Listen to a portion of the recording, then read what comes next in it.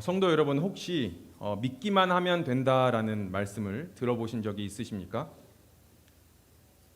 네, 그 말은 맞는 말이지만 한편으로는 오해를 불러일으킬 수 있는 말이기도 합니다. 왜냐하면 믿고 나면 그것으로 끝이고 그 이후의 삶은 어떻게 살든지 상관없다라는 것으로 오해할 수 있기 때문입니다. 야고보는 행함이 없고 믿음만 가지고도 구원을 얻을 수 있다고 믿고 있는 기독교인들을 향해 오늘 말씀을 통해 구원을 이루게 할 참 믿음이 어떤 것인지를 오늘 우리에게 말씀해 주고 있습니다. 오늘 본문인 야고보서 2장은 많은 사람들이 행함을 강조하는 장으로 알고 있습니다. 물론 맞는 말입니다. 그래서 믿음을 강조하는 로마서나 다른 바울 서신들과 어떤 관계가 있는가 하는 것이 자주 거론되기도 합니다. 야고보서는 성도의 생활에서 중요한 점들을 많이 강조하고 있습니다. 그러나 믿음과 분리되거나 믿음과 관계없는 행함을 강조하는 것이 아닌 오히려 참 믿음이란 행함으로 드러나게 된다고 말씀하고 있습니다. 먼저 야고보서가 쓰여진 배경을 함께 알아봤으면 좋겠습니다. 처음에 복음이 유대인들에게 전파되었을 때에 그들은 오랫동안 율법을 통해 의를 이루고자 했습니다. 그래서 복음을 받아들이는 데에 매우 어려움이 있었습니다. 예수님께서 오셨을 때나 또한 복음을 들었을 때도 그들은 여전히 율법의 행위로 의를 이루려고 했습니다. 믿음으로 얻는 구원이라는 복음을 그들이 들었을 때에 그들은 이것에 대해 두 가지로 오해했는데요. 첫째는 어떻게 믿음으로만 의를 이룰 수 있겠느냐 하는 것이었습니다. 그것으로는 충분하지 않다라고 이 유대인들은 생각했습니다. 하나님 앞에서 거룩한 자가 되기 위해서는 인간의 노력이 필요하다라고 생각한 것입니다. 그것에 대해 사도 바울은 그렇지 않다라고 로마서 3장과 갈라디아서 2장을 통해 분명히 말하고 있습니다. 우리는 율법의 행위로 구원을 받는 것이 아니라고 사도 바울은 이야기를 합니다. 또 하나의 오해는 율법에 눌렸던 유대인들이 복음을 듣고 자유를 얻어 기쁨을 누린 나머지 이제는 내 마음대로 살아도 되겠지라고 생각을 하게 된 것입니다. 행위는 구원과 상관이 없으니 마음대로 행하고 마음대로 살아도 된다고 생각하고 멋대로 행동했던 것입니다. 그것에 대해서는 오늘 야고보서의 저자인 야고보가 바로잡고 있습니다. 이와 같이 사도 바울의 서신서와 야고보서는 서로 상반되는 것처럼 보입니다. 하지만 우리가 말씀을 자세히 보면 바울도 그렇고 야고보도 그렇고 믿음과 행위에 대해 다른 관점을 가지고 있지 않다라는 것입니다. 구원이라고 하는 나무에 대한 강조점이 다를 뿐이지 사도 바울은 구원의 뿌리인 그 믿음에 대해서 강조하고 있고 야고보는 구원의 열매인 그 행함에 대해 강조하고 있다라는 것입니다. 오늘 본문 말씀이 우리 성도님들에게 다소 불편하게 들리실 수가 있습니다. 불편할 것을 알지만 오늘 말씀을 전하는 것은 저와 여러분이 어떠한 믿음의 사람인지를 점검하는 시간이 되었으면 하는 마음에 말씀을 준비했습니다. 나는 살아계신 주님을 나의 구원자로서 믿으며 삶 속에서 주님의 말씀에 순종하며 살아가는 사람인지 아니면 예수님이 나의 죄를 위해 죽으신 구원자라는 것을 그저 단지 머리로만 이해하고 말씀대로 내가 삶을 살아가는 것이 아닌 내 마음대로 내가 원하는 것만을 추구하며 살아가는 사람인지를 이 시간 한번 점검해 보았으면 좋겠습니다. 오늘 본문 말씀 14절 함께 읽겠습니다. 14절 말씀입니다. 시작. 내 형제들아, 만일 사람이 믿음이 있노라 하고 행함이 없으면 무슨 유익이 있으리요? 그 믿음이 능히 자기를 구원하겠느냐? 오늘 본문을 읽은 많은 사람들 중에는 믿음만 있으면 안 되고 행함도 있어야 한다고 여김으로써 믿음 플러스 행함이 야고보서가 말하는 주제라고 이야기합니다. 사실 우리가 이렇게 보았을 때 그렇게 보이기도 합니다. 믿음에 행함도 있어야 한다고 말하는 것 같아 보입니다. 그래서 캐톨릭에서는 행함을 강조하는데 행함이 없으면 구원을 받지 못할 수 있다라고 생각을 합니다. 하지만 본문에서 말하는 믿음을 우리는 잘 이해해야 합니다. 많은 사람들이 바울이 말하는 믿음과 야고보가 말하는 믿음을 가지고 많이 비교하고 이야기를 합니다. 그런데 우리가 알아야 할 것은 바울이 말하는 이 행위와 야고보가 말하는 이 행위의 의미를 바르게 이해한다면 바울과 야고보의 메시지가 서로 다르지 않다라는 것을 알 수가 있습니다. 한번 살펴보았으면 좋겠는데요. 로마서 3장 28절을 보시면 바울은 다음과 같이 말합니다. 로마서 3장 28절 말씀 함께 읽겠습니다. 시작. 그러므로 사람이 의롭다 하심을 얻은 것은 율법의 행위에 있지 않고 믿음으로 되는 줄 우리가 인정하노라. 오늘 본문인 야고보서 2장 14절 말씀도 함께 읽겠습니다. 시작. 내 형제들아 만일 사람이 믿음이 있노라 하고 행함이 없으면 무슨 유익이 있으리요 그 믿음이 능히 자기를 구원하겠느냐. 오늘 이 두 말씀을 얼핏 보면 바울의 가르침과 야고보의 가르침이 서로 상반되는 것처럼 보입니다. 모순되는 것처럼 보입니다. 그런데 바울이 로마서 3장 28절에서 말하는 이 율법은 율법의 행위, 즉 할례의 시행과 같은 율법적 행위를 가리킵니다. 갈라디아서를 보면 거짓 선생들의 영향을 받은 일부 교인들이 언급되어져 나옵니다.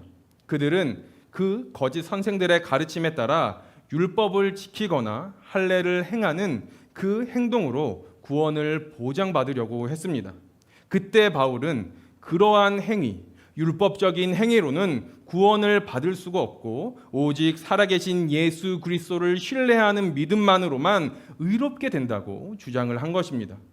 반면 야고보에서 있어서의 이 행위의 개념은 예수 그리스도를 믿음으로 구원받은 자는 그 믿음이 삶으로 증거되어 나타나야 한다라는 것을 의미하고 있습니다. 즉 야고보는 만약 어떤 사람이 하나님의 은혜로 믿게 되었다면 그 믿음을 어떻게 알 수 있느냐라고 묻고 있는 것입니다. 당연히 믿음에 합당한 열매로서의 행위가 나타나야 한다고 야고보는 우리에게 말씀하고 있는 것입니다. 따라서 바울이나 야고보는 모두 예수 그리스도를 믿음으로 구원에 이르게 한다는 그 사실을 주장하는 것은 서로 다르지 않고 같습니다. 바울과 야고보의 가르침은 강조하는 바가 다를 뿐입니다. 바울은 우리가 어떻게 구원을 받는가에 대한 그의 대답을 오직 믿음에 의해서만 우리가 구원을 받을 수 있다고 이야기합니다.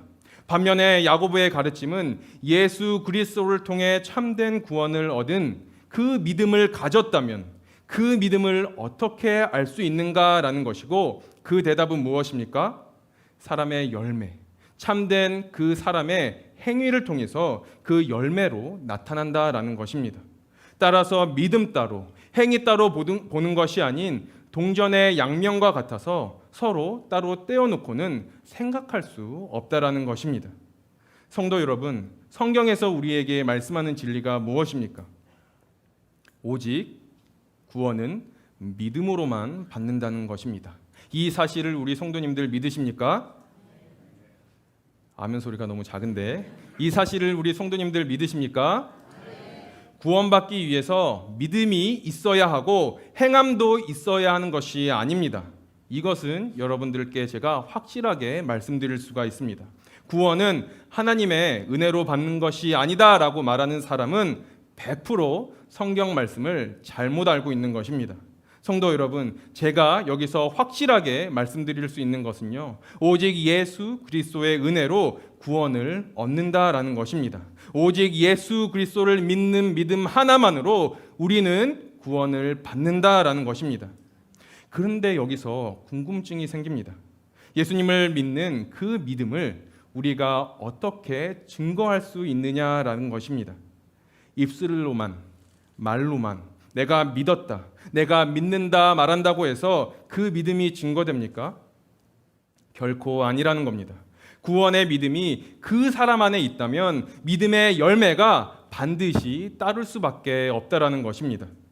구원의 열매들이 그 사람의 삶을 통해 그 삶에 있을 수밖에 없다라는 것입니다. 이 믿음을 사랑과 조금 비교해 보면 이해하기가 쉬울 것 같습니다. 성도 여러분, 혹시 최근이실 수도 있고 먼 옛날 얘기가 되실 수도 있고 연애하셨을 때를 생각해 보았으면 좋겠습니다. 사랑하는 사람들을 위해 여러 가지 닭살이 돋는 멘트도 하셨을 거고, 또한 마음의 표현도 풍성하게 상대방에게 하셨을 것입니다. 그런데 사랑한다고 하면서 사랑하는 사람을 위해 아무 행동도 안 한다면 어떻게 되겠습니까? 아마도 상대방이 이러한 생각을 하지 않겠습니까? 이 사람이 정말 나에게 관심은 있는 건지, 이 사람이 나를 정말 좋아는 하는 건지라는 의심이 들 수가 있을 것입니다. 정말 사랑한다면 그것이 행동으로 드러날 수밖에 없습니다. 의무감으로 어쩔 수 없이 행동하지 않습니다. 사랑하는 사람을 위해 뭔가 좋은 것을 해주고 싶은 것은 너무나 당연한 일이기 때문에 누가 시키지 않아도 자발적으로 행동을 한다는 것입니다. 그렇다면 오늘 말씀 중에 어떠한 믿음이 행함이 없는 믿음이고 어떠한 믿음이 구원에 이룰 수 없는 믿음인지 오늘 본문 말씀에 한 가지 예가 나오는데요. 15절과 16절 말씀입니다. 15절, 16절 말씀 함께 읽겠습니다. 시작. 만일 형제나 자매가 헐벗고 일용할 양식이 없는데 너희 중에 누구든지 그에게 이르되 평안히 가라, 덥게 하라, 배부르게 하라 하며 그 몸에 쓸 것을 주지 아니하면 무슨 유익이 있으리요? 세번역 성경에는 다음과 같이 말씀합니다.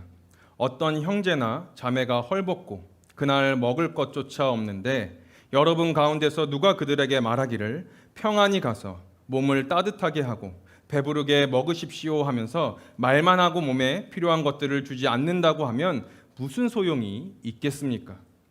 어떤 형제가 있는데 아주 어려운 상황 가운데에 처해 있다라는 것입니다. 입을 옷이 없고 또한 그날 먹을 음식도 없습니다. 그런데 그 사람에게 가서 평안하십시오라고 이야기를 한다는 겁니다. 몸을 따뜻하게 하시고요, 배부르게 식사를 하시면 됩니다라고 말만 하고 아무것도 도와주지 않는다라는 겁니다. 혹시라도 그 사람을 도와야 한다라는 그 부담이 나에게 돌아올까 봐 몸을 사립니다. 과연 그러한 사람이 하나님을 사랑한다고 고백하고 예수님을 믿는다고 말하는 사람의 모습이라고 할 수 있냐라는 것입니다. 그렇다고 해서 홈리스들에게 무조건 찾아가서 그들을 지금 당장 도웁시다라고 말씀드리는 것이 아닙니다. 여기서 말씀드리는 포인트는 우리가 말로만 하느냐 아니면 진짜 사랑으로 행동을 하느냐라는 것을 말씀드리고 싶은 것입니다. 내 주위에, 내 교회 안에 형제 자매가 있습니다. 그런데 그 어려운 처지에 있는 형제 자매가 자신은 놓여져 있는데 자신은 배부르게 먹으면서 굶고 있는 형제 자매를 가만히 두면 그것이 정말 하나님을 사랑한다고 고백하는 사람이라고 말할 수 있냐는 것입니다. 정말 예수님을 나의 구원자로 믿으면 참된 믿음, 진정한 믿음을 가졌다면 행동하게 되어 있다라는 것입니다. 그리고 죄송하지만 구체적으로 표현되는 사랑이 없는 믿음은 진짜 믿음이 아닙니다. 행함이 없는 믿음이 있고 행함이 있는 믿음이 따로 있는 것이 아닙니다. 하나님을 믿는다고 말하면서 나의 삶에 믿음에 따른 행함이 없으면 그것은 아예 믿은 게 아닙니다. 많은 사람들이 머리로 그렇다고 동의하는 것을 믿음인 줄 오해하기 때문에 믿음이 없으면서도 믿음이 나에게 있다고 착각할 수 있다는 겁니다. 실제로는 안 믿는데 믿는다고 오해할 수 있다라는 것입니다. 교회를 오래 다닙니다. 성경도 1독, 2독, 30독 엄청 많이 읽습니다. 어느 정도 성경은 지식적으로 압니다. 하지만 하나님의 그러한 말씀이 우리의 삶에 없으면 그 사람이 정말 믿음이 가지고 있는지, 참된 믿음을 소유하고 있는지는 우리가 한번 의심해 보아야 한다라는 것입니다. 성경도 많이 합니다. 기도도 많이 합니다. 교회 안에서 봉사도 많이 합니다. 또 예수님께서 이 땅 가운데 오셔서 십자가에 돌아가시고 또 부활하셨다라는 것을 많이 들어서는 압니다. 그런데요, 성도 여러분, 그거를 머리로 안다고 해서 참 믿음이 있다고 할 수 있는 것이 아니라는 겁니다. 그냥 지적으로 머리로 이해해서 동의하는 것이지 그 사람이 정말 참 믿음을 가지고 있는지는 고민해 보아야 한다라는 겁니다. 전지전능하신 하나님이 존재하시고 그분이 유일하신 하나님이라는 사실을 귀신들도 다 믿는다고 이야기합니다. 19절 말씀인데요. 함께 읽겠습니다. 시작. 내가 하나님은 한 분이신 줄을 믿느냐? 잘하는도다. 귀신들도 믿고 떠느니라. 귀신들도 하나님의 존재를 다 알고 믿는다고 합니다. 그리고 두려워 떤다라고도 합니다. 전능하시고 이 세상을 창조하신 하나님이 참 신임을 귀신들도 다 알고 믿습니다. 그런데 귀신들이 하나님의 존재를 안다고 해서, 인정한다고 해서 귀신들이 구원을 받을 수 있습니까? 결코 아닙니다. 절대 구원을 받을 수가 없습니다.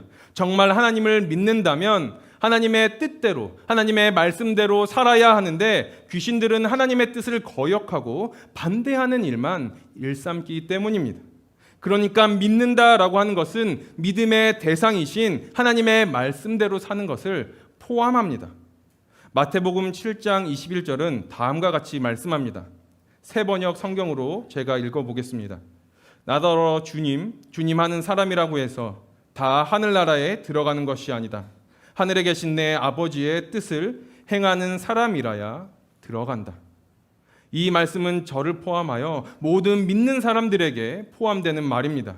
믿는다고 하면서 하나님의 말씀대로 살지 않으면 그것은 정말 믿는 것이 아니란 말입니다.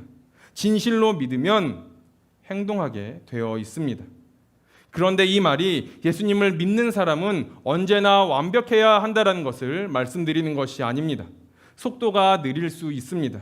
하나님의 길로 가는 것이 더딜 수 있습니다. 매번 죄로 인하여 쓰러질 수 있습니다. 넘어질 수 있습니다.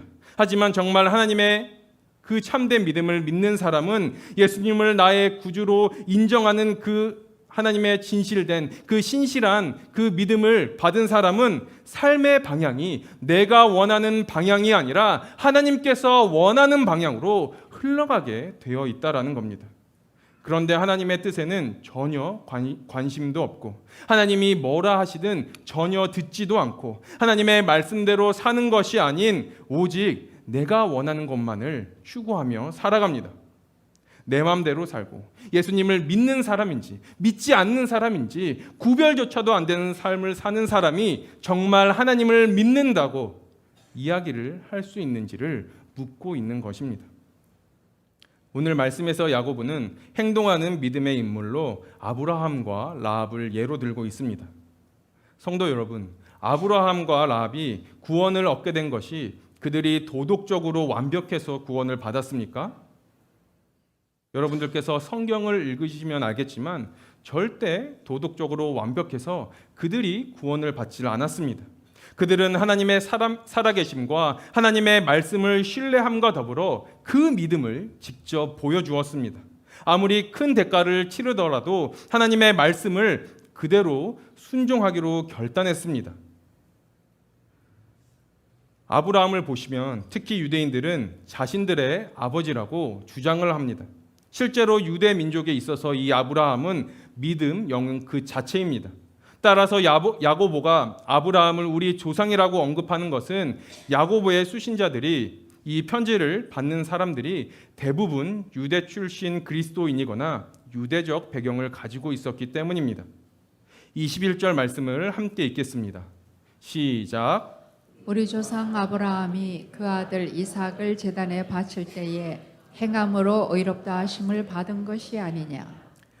오늘 본문 21절의 배경이 되는 말씀이 창세기 22장입니다. 무슨 일이 있었습니까? 어느 날 하나님은 아브라함을 시험하려고 그를 부르십니다. 무슨 시험입니까? 아들 이삭을 번제물로 바치라는 거였습니다. 여러분께 여기서 한 가지 질문이 있는데 만약 입장을 바꾸어서 하나님께서 여러분에게 사랑하는 자녀를 하나님께 바치라고 하신다면 어떻게 하시겠습니까? 나는 바칠 수 있다. 마음속으로 손을 들어주시면 됩니다. 나는 고민이 된다. 저라면 어떻겠습니까? 정말 많이 고민이 됩니다. 그런데 아브라함은 어떡합니까? 자신의 하나밖에 없는 이 아들을 하나님의 번제물로 바칩니다. 말씀에 순종하기 위하여 자신의 하나밖에 없는 아들을 아끼지 않고 하나님의 말씀에 순종함으로 하나님은 그의 믿음을 인정해 주셨다라는 것입니다. 아브라함의 이 믿음은 말씀에 대한 절대적 순종이라는 행함으로 확연하게 드러나고 있다라는 것입니다. 그렇다면 라합의 믿음은 어떻습니까? 25절 말씀인데요. 함께 읽겠습니다. 시작. 또 이와 같이 기생 라합이 사자들을 접대하여 다른 길로 나가게 할 때에 행함으로 의롭다 하심을 받은 것이 아니냐. 라합은 아모리 족속인 헤스본 왕 시온과 바산 왕 옥이 히브리 족속 이스라엘 백성들에게 모두 멸절되었다는 소식을 듣습니다. 그리고 이제는 가나안 땅을 점령하기 위해 여리고로 오고 있다라는 소식을 듣게 됩니다. 그리고 이스라엘의 두 정탐꾼이 라합의 집에 유숙하면서 성을 정탐하러 들어오게 됩니다. 그런데 라합은 이들을 신고하지 않습니다. 이들을 오히려 도와주며 이들이 발각되었을 때에 기지를 발휘하여서 안전하게 이들을 성 밖으로 무사히 탈출을 시킵니다. 라합은 이 사실을 들키게 되면 성에 그리고 민족의 반역자로 죽임을 당할 것을 알고 있었습니다. 하지만 여리고 성과 함께 상천하지의 주인이신 하나님께 불순종하여 멸망당하는 것보다 이스라엘의 하나님께 자신의 인생을 맡기기로 결정을 합니다. 그 결과 어떻게 됩니까? 여리고 성이 무너지고 모든 이방 민족들이 죽음을 당할 때에 이 라합과 그 가족들은 하나님의 진노하심으로부터 구원을 얻게 됩니다. 믿음은 단순한 지적인 동의가 아니라 결단으로 나타나야 합니다. 믿음으로 순종하여 나간 이 라합은 결국 어떻게 됩니까? 룻의 시아버지인 살몬의 아내가 됩니다. 그리고 보아스의 어머니가 됩니다. 그리고 다윗 왕조를 여는 결정적인 역할을 하는 믿음의 가문을 이루게 되고 예수님의 족보에까지 이 라합의 이름이 오르게 됩니다. 거기에 덧붙여 야고보는 의롭다함의 근거가 오직 행함에만 있는 것이 아니라는 것을 분명하게 말하고 있는데요. 21절 말씀을 함께 읽겠습니다. 22절 말씀 시작. 내가 보거니와 믿음이 그의 행함과 함께 일하고 행함으로 믿음이 온전하게 되었느니라. 아멘. 아브라함의 의롭다함을 얻은 것은 오직 행함만이 아니라 믿음이 그의 행함과 함께 일했다라는 것을 말하고 있는 것입니다. 이것은 믿음과 행함이 서로 떨어져 있는 것이 아니라 불가분리, 떨어질래야 떨어질 수 없는 근본적인 속성을 지니고 있음을 나타내고 있는 것입니다. 행함이 없는 믿음은 온전한 믿음이 아닌 죽은 믿음입니다. 반대로 믿음이 없는 행함은 올바른 행함이 아닙니다. 그것은 자기의 의를 드러내는 겁니다. 자기의 선함을 드러내는 것뿐입니다. 결국 믿음과 행함은 따로 있는 것이 아니라 참 믿음은 아주 자연스럽게 행동으로 따른다는 것을 말해주고 있는 것입니다. 이것이 행함으로 믿음이 온전케 되었다라는 말씀의 의미인 것입니다. 따라서 야고보서 2장이 말하고자 하는 의미는 믿음에 행함을 더해라 라고 이야기하는 것이 아니라 참 믿음을 가져라 라고 이야기를 하는 것입니다. 그리고 참 믿음은 행동으로 드러나게 되어 있다는 것을 야고보는 강조해서 이야기를 하는 것입니다. 행동이 따르지 않는 믿음은 진짜일 수가 없다라는 것을 우리에게 말하고 있는 것입니다. 오늘 설교를 준비하면서 참 많은 고민을 했습니다. 정말 마음이 쉽지가 않았습니다. 또 라이프 그룹에 가서 제가 막 귀찮게 했습니다. 믿음에 대해 질문하면서 시험 들진 않을까 좀 고민을 했습니다. 리더 모임에 가서도 막 귀찮게 했습니다. 믿음에 대해 질문하면서 괜찮을까? 오늘 설교를 전해도 괜찮을까라는 생각이 드는 겁니다. 그래서 하나님께 기도했습니다. 하나님, 은혜롭고 축복이 되는 말씀 전하고 싶어요. 다른 말씀을 저에게 주세요라고 좀 땡깡을 부렸습니다. 하루 이틀 지납니다. 아무 말씀이 없으세요. 하나님?